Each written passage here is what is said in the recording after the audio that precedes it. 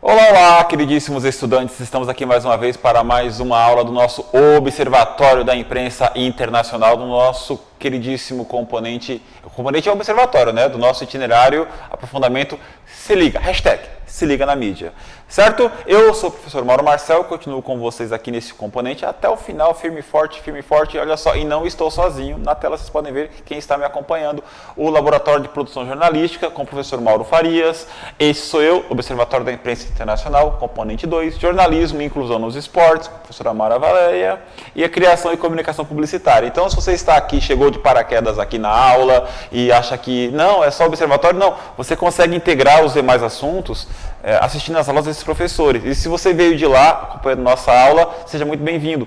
Todas as aulas fazem muito sentido. E hoje eu já sou acelerado, né? Eu falo muito rápido e falarei muito mais rápido hoje para tentar dar conta do material. Portanto, essa aula é gravada. Se você, por algum motivo, sentiu que ela foi muito mais rápido do que deveria, faz o seguinte, dá uma pausa, retoma, volta, porque a ideia é que a gente faça uma verdadeira viagem pelas notícias a partir de um único assunto, tá certo? Então, tá aí na tela o objetivo da aula de hoje. Investigação científica, ainda estamos no mesmo eixo, tá? E o objetivo da aula é analisar diferentes perspectivas sobre o mesmo assunto e iniciando o processo de sistematização da atividade 2. Olha só, volto, analisar diferentes perspectivas sobre o mesmo assunto. Então a ideia é a gente pegar um mesmo assunto e ver como é que diferentes canais da imprensa tratam este mesmo assunto. Eu escolhi um assunto, que é um tema muito importante, para sempre, mas hoje é mais do que fundamental, é um assunto que é importantíssimo, fundamental, mas a ideia é que você faça o seguinte, escolha um outro assunto ou o mesmo assunto e investigue os canais de imprensa que são à sua disposição. O professor Mauro Farias, no outro componente, ele explica sobre a diferença entre a mídia alternativa, a mídia hegemônica e a mídia comunitária. Vocês poderiam investigar canais diferentes sobre este mesmo assunto, como este mesmo assunto é tratado nesses canais. Eu estou aqui utilizando apenas o material que é disponível com licença aberta. Portanto, a gente fica um pouquinho mais limitado. Eu queria investigar lá, analisar os canais, né, da imprensa da rede lá do Rio de Janeiro, aquela famosa, né, que todo mundo vai, né, aquela outra rede de São Paulo, lá em São Paulo tem uns 2, 3 canais, aqueles, né, sites de imprensa e tal. Só que aqui a gente tem uma limitação, né, por conta de direitos autorais, né, então, mas é isso. Vamos lá fazer o caminho. Então, só para deixar bem claro onde nós estamos, está aí na tela. Fizemos na aula 1, observamos a função social dos observatórios de imprensa, certo? Então, eu quero ticar as coisas que eu sou desses, tá bom? Então, vamos ticar as coisas. Função social dos observatórios. Na aula 2, nós orientamos sobre como elaborar um observatório de imprensa. Estávamos ainda no primeiro bimestre, lembram, né? Na aula 3, explicamos sobre o que é o jornalismo alternativo com exemplos. Na verdade, não explicamos tanto porque isso aí estava na aula do professor Mauro Farias. Aqui a ideia foi dar exemplo.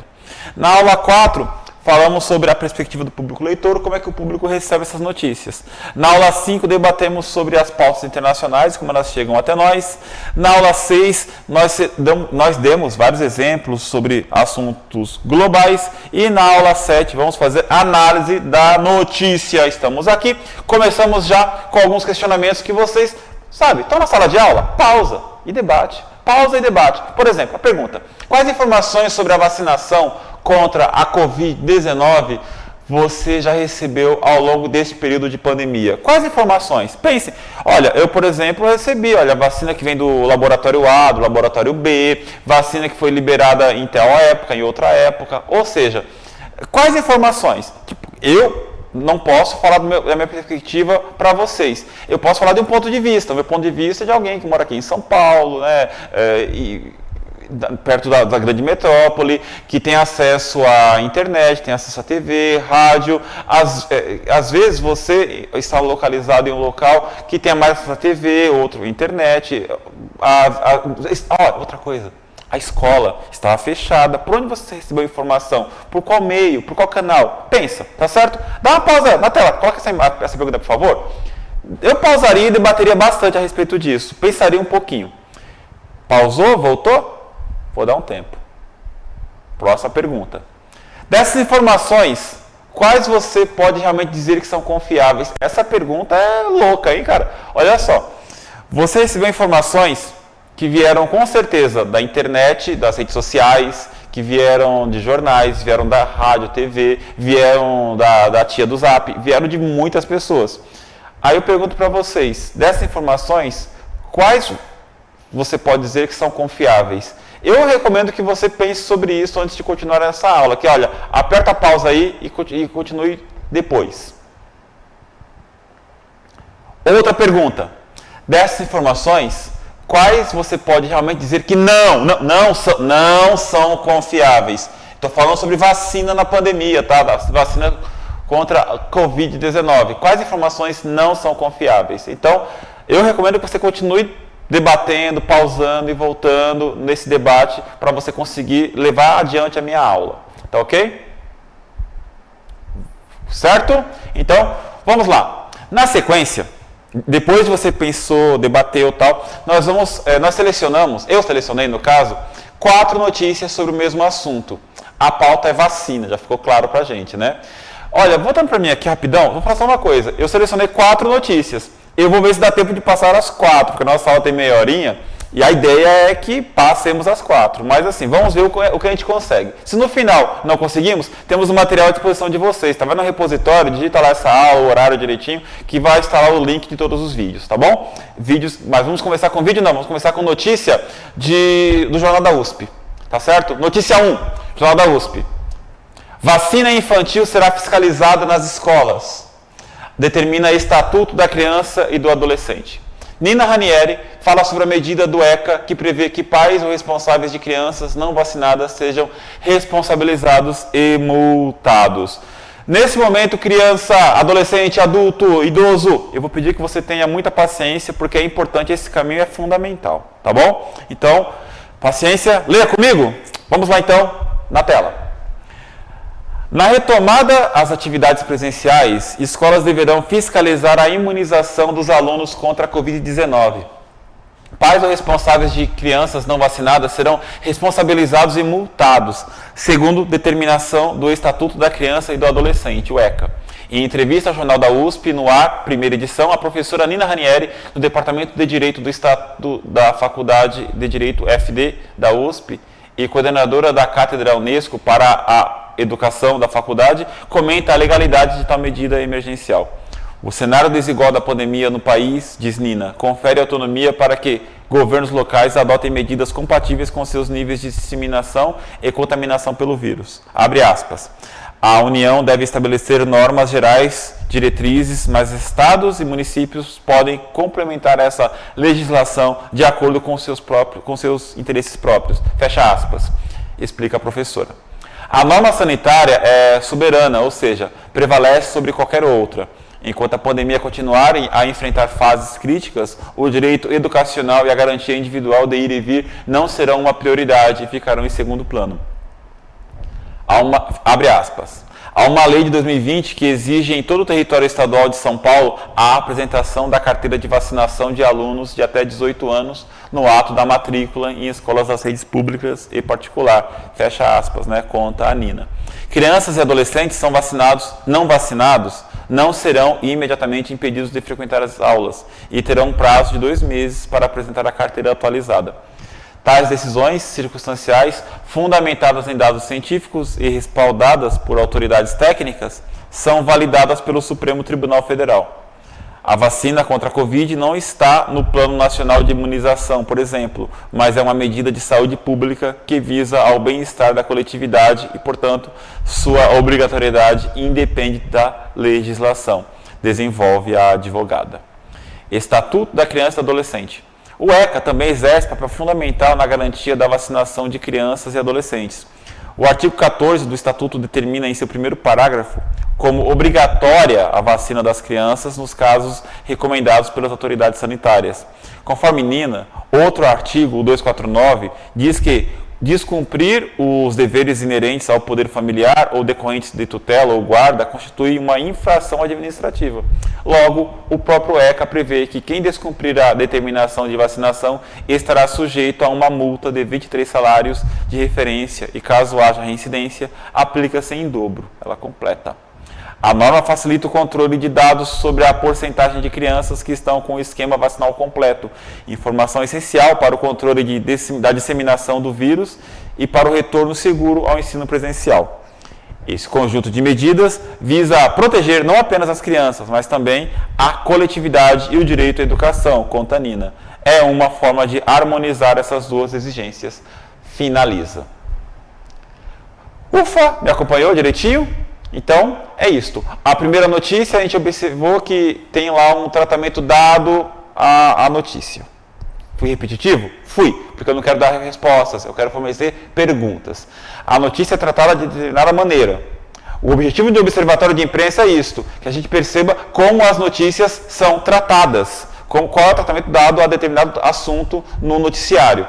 Vamos para a segunda notícia agora é do portal ONU Brasil. O mesmo assunto, outra notícia. Vamos lá? Diretora da OPAS pede aumento da produção de vacinas na América Latina e Caribe. A diretora da Organização Pan-Americana da Saúde, OPAS, OMS, Carissa F. Etienne, pediu nesta quarta-feira, dia 19, o preenchimento das lacunas gritantes no acesso às vacinas contra a Covid-19 na América Latina e no Caribe, de forma que a região dependa menos das importações e mais da ampliação da produção regional de produtos médicos, incluindo vacinas. Expandir nossa capacidade regional para fabricar suprimentos médicos estratégicos, especialmente vacinas, é uma obrigação tanto para o nosso povo quanto por uma questão de segurança sanitária, disse a diretora da OPAS a jornalistas em coletiva de imprensa. Sintoma de dependência: apenas 3% das pessoas na América Latina e no Caribe foram totalmente vacinadas contra a Covid-19. Etienne afirmou que a escassez de vacinas é um sintoma da dependência excessiva de nossa região das importações de suprimentos médicos essenciais. Menos de 4% dos produtos médicos em uso durante a resposta à Covid-19 vieram da região. Etienne chamou a atenção para os blocos de construção da região para ampliar a produção, fortes instituições acadêmicas e de pesquisa, capacidade de fabricação, sistemas regulatórios e um mecanismo de aquisição eficaz. Argentina, Brasil, Cuba e México têm instalações de fabricação de vacinas bem estabelecidas, algumas das quais já estão sendo atualizadas para produzir as vacinas contra a Covid-19. Devemos aumentar a produção de toda a cadeia de valor da vacina, dos ingredientes utilizados nas vacinas, aos frascos e seringas que nos ajudam a administrá-las, sem comprometer a qualidade, disse a diretora da OPAS. Etienne acrescentou ainda que a região deve abraçar a promessa das tecnologias de mRNA, que são a base das vacinas Moderna e Pfizer. A OPAS está trabalhando em estreita colaboração com a Organização Mundial da Saúde em seu centro de transferência de tecnologia de vacina de mRNA contra a Covid-19, comentou. A OPAS também está discutindo com parceiros regionais como o Banco Interamericano de Desenvolvimento, o BID, a Organização dos Estados Americanos, a OEA, e seus Estados-membros para garantir que os países interessados em expandir a fabricação tenham recursos e apoio, pontuou a diretora da OPAS. Argentina, Chile e Peru estão entre os que já demonstraram interesse. Para que isso funcione, precisamos de escala, o compromisso de comprar produtos feitos regionalmente e a garantia de que os produtos fluirão livremente e sem proibições de exportação, mesmo durante emergências. Nosso fundo rotatório está pronto para ajudar a comprar e entregar esses produtos em toda a nossa região, como temos feito nos últimos 40 anos, ressalta Etienne. Uma rede de fabricação regional que se baseia em nossos pontos fortes nacionais e que é apoiada por compromissos financeiros sustentados, está muito atrasada, continua a diretora da OPAS. Também é nossa maior esperança para uma solução de longo prazo, porque a Covid-19 não será o último vírus que testa nossos sistemas de saúde. A Aliança Global, a OPAS, distribuiu mais de 12 milhões de doses de vacinas adquiridas pelo mecanismo COVAX a países da América Latina e do Caribe. A iniciativa é a Aliança Global para a Distribuição Equitativa de Vacinas contra a Covid. Outras 770 mil doses estão a caminho dos países da América Central e do Caribe, disse Etienne. A diretora da OPAS também abordou o grande número de vítimas da pandemia, observando que houve mais de 1,2 milhão de novos casos de Covid-19 nas Américas na semana passada e cerca de 31 mil mortes. Embora as infecções por Covid-19 tenham diminuído em geral, no último mês na região, novos casos e mortes ainda estão aumentando em muitos países. Muitos países do Caribe, incluindo Bahamas, Haiti e Trindade e Tobago, viram as mortes dobrarem na semana passada. Costa Rica, Panamá e partes de Honduras estão notificando aumentos dramáticos nas novas infecções. As infecções estão aumentando na Bolívia e na Guiana Francesa, enquanto as tendências decrescentes no Brasil nas semanas anteriores foram pausadas. Apesar das reduções gerais, na maioria dos países da América do Sul, alguns pontos críticos na Argentina e no Uruguai vieram uma duplicação de casos e mortes na última semana, disse Etienne. As condições pandêmicas mudaram profundamente nos Estados Unidos, onde a ampla cobertura da vacina levou a uma redução acentuada nas infecções, mortes e hospitalizações por Covid-19, disse. O progresso que estamos vendo nos Estados Unidos é uma prova do poder das vacinas contra a Covid-19, seguras e eficazes, mas ressalta a grande importância de acelerar o acesso às vacinas em nossa região para que outros países possam imunizar totalmente suas populações. Precisamos urgentemente de mais vacinas para a América Latina e o Caribe, região que está sendo testada por esta pandemia, enfatizou a diretora da OPAS. Muito obrigado pela sua paciência. Eu sei que é complicado às vezes ler uma manchete inteira, uma notícia inteira, né? Mas é importante para poder fazer esse trabalho. Então, se foi muito rápido, e eu falei que seria, volte lá e escute de novo. Coloque no silencioso e leia você à medida que vai passando o texto. Tá certo? Então, agora, notícia 3, mesmo assunto. TV Brasil, agora é um vídeo. Vê aí. Um levantamento do Programa Nacional de Imunizações revela que 1,5 milhão de pessoas deixaram de procurar os postos de vacinação para tomar a segunda dose da vacina contra a Covid. Agora, o Ministério da Saúde quer encontrar essas pessoas com apoio dos estados para que o ciclo vacinal fique completo. 1,5 milhão de brasileiros já deveriam ter tomado a segunda dose da vacina contra a Covid-19, mas ainda não compareceram ao posto de vacinação, segundo um levantamento do Ministério da Saúde. O Ministério estuda fazer uma busca ativa dessas pessoas e alerta que a imunização só está completa com a segunda dose. Quem atrasou, que não conseguiu ir com 28 dias ou que não conseguiu ir com os 84 dias da vacina AstraZeneca deve comparecer para completar o esquema. Até junho, o consórcio COVAX Facility da Organização Mundial de Saúde vai destinar ao Brasil mais de 800 mil doses da vacina da Pfizer-BioNTech.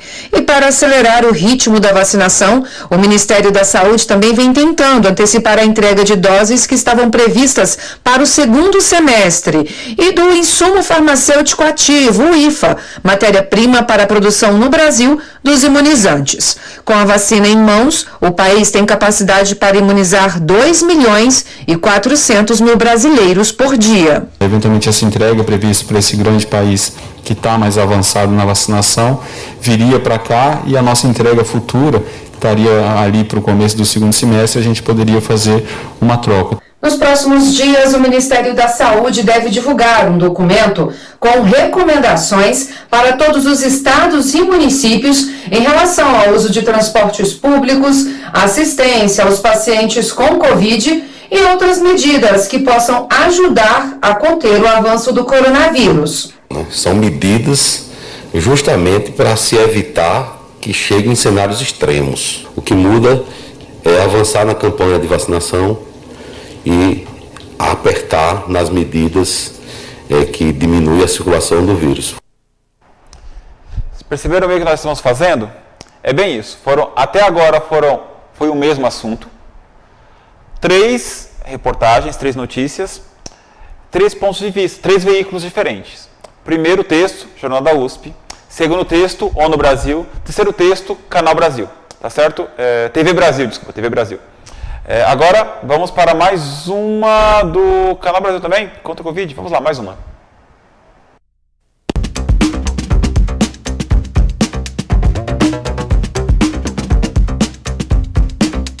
Eu sou Raquel Stuck, eu sou professora associada de infectologia da Faculdade de Ciências Médicas da Unicamp.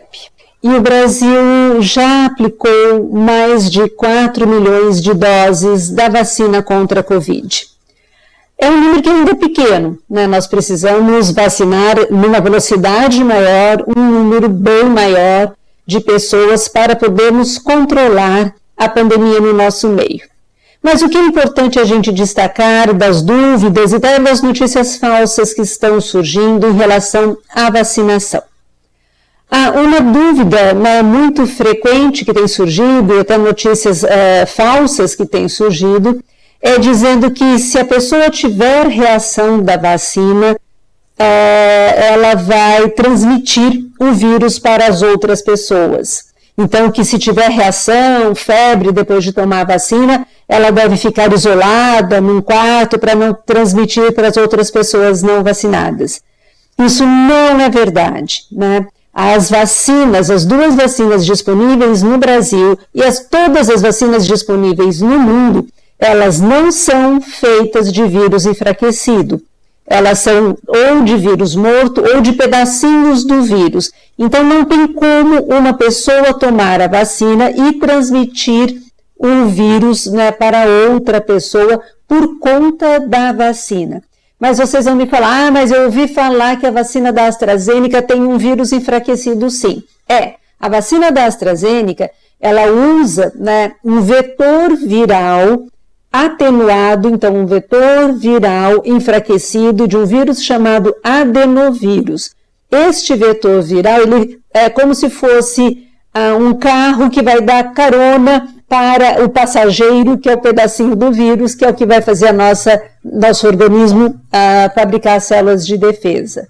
Mas o vetor viral enfraquecido da vacina de AstraZeneca é um vetor viral que a gente fala que é não replicante, ele também não tem capacidade de produzir doença. E o adenovírus, né, é um vírus que causa infecção respiratória, resfriado comum. Mas neste caso, nem mesmo uma infecção respiratória leve a vacina pode causar. Então não tem risco nenhum. Outra confusão também é, se eu tomei a vacina e tive reação, a vacina está fazendo efeito.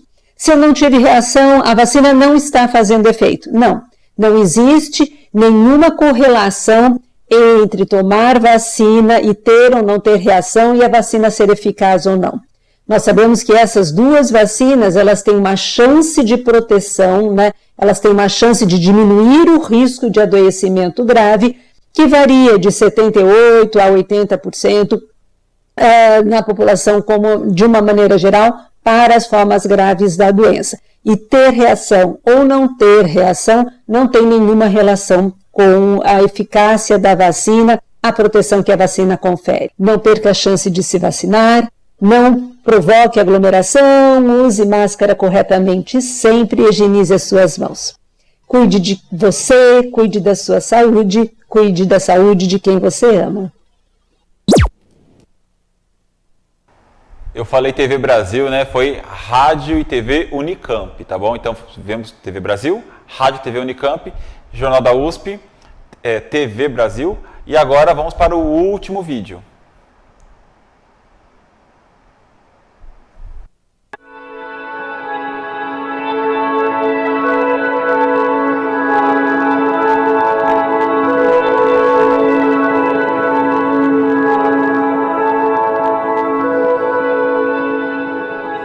As vacinas para a Covid-19 desenvolvem no nosso corpo o que chamamos de imunidade adaptativa. Para entender como a imunidade adaptativa ocorre, primeiro é preciso saber como as vacinas são feitas. Vamos usar 3 exemplos. A vacina da Oxford AstraZeneca, que vai ser produzida pela Fiocruz, é feita a partir de adenovírus de chimpanzé, sem a capacidade de causar doença em humanos. Esse adenovírus recebe uma parte do SARS-CoV-2 não infectante, mas que é capaz de gerar imunidade.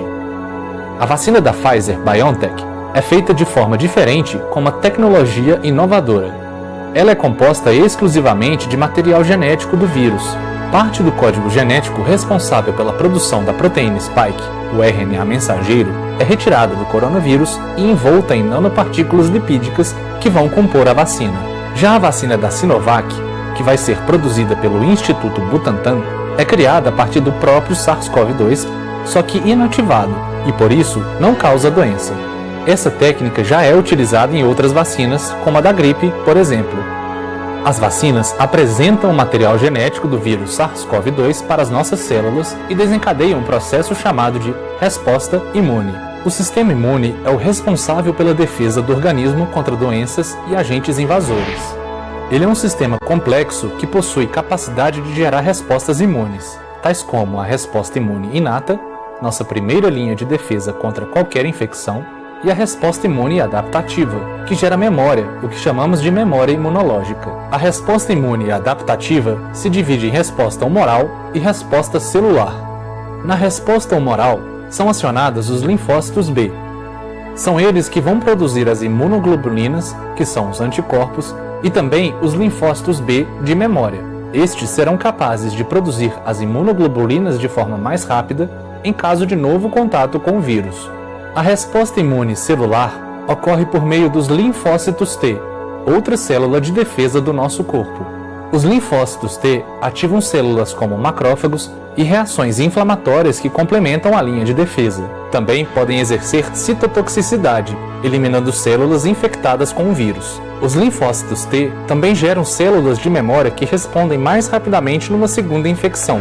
É dessa forma que as vacinas são capazes de desenvolver uma memória imunológica adaptativa. De fato, as vacinas deixam o organismo preparado para responder de forma mais rápida às infecções, tornando as pessoas imunes ou apenas desenvolvendo formas mais brandas das doenças.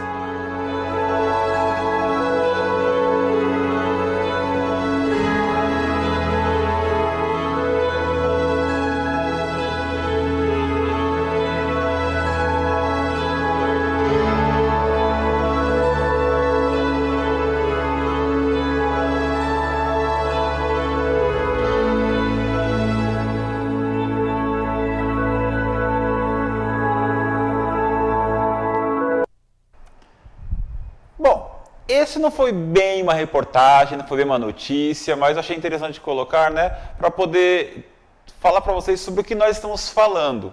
Então, eu finalizei a sequência de vídeos sobre o que nós estamos conversando. Só esse tipo de vacina.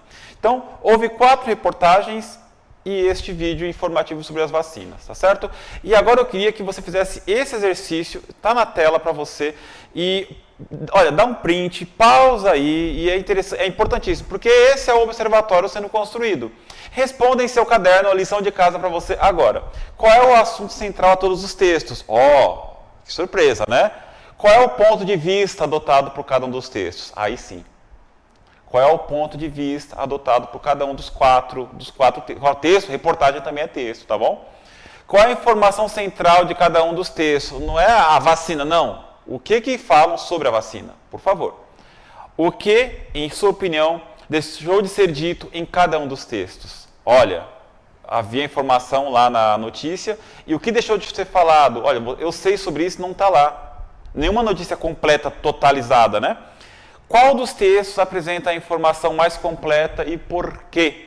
Então, olha, vimos 4 reportagens e no último um texto informativo, né, uma reportagem informativa. Qual deles apresenta a informação mais completa? Dá uma pausa aí, observa isso, volta na tela para eles, ó. Vê aí, não perde isso. Por quê? Agora pode voltar para mim, porque eu estou muito chato hoje.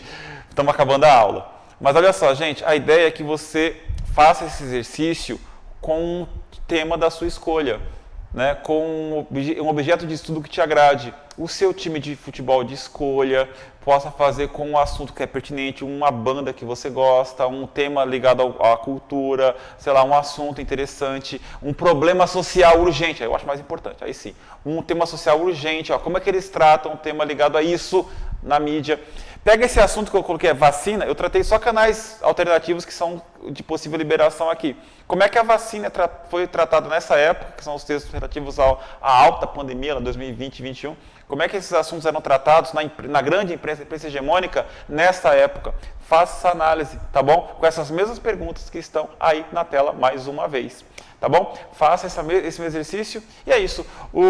E a pesquisa para hoje? Qual é o assunto mais discutido na mídia hoje? Faça a mesma coisa. Selecione o assunto com seus colegas de turma. Selecione um meio de comunicação, rádio, TV, portal de notícias, jornal impresso e faça um mural com recortes da mesma notícia e o modo como foi veiculada pelos diferentes meios de comunicação. Ou seja, faça em casa o que nós fizemos aqui hoje. O que aprendemos hoje? Analisamos diferentes perspectivas sobre o mesmo assunto, iniciando o processo de sistematização da atividade 2. O que vem por aí? A sistematização final da atividade 2. Foi um prazer estar aqui com vocês. Nos vemos na próxima aula. Tchau, tchau. Falou!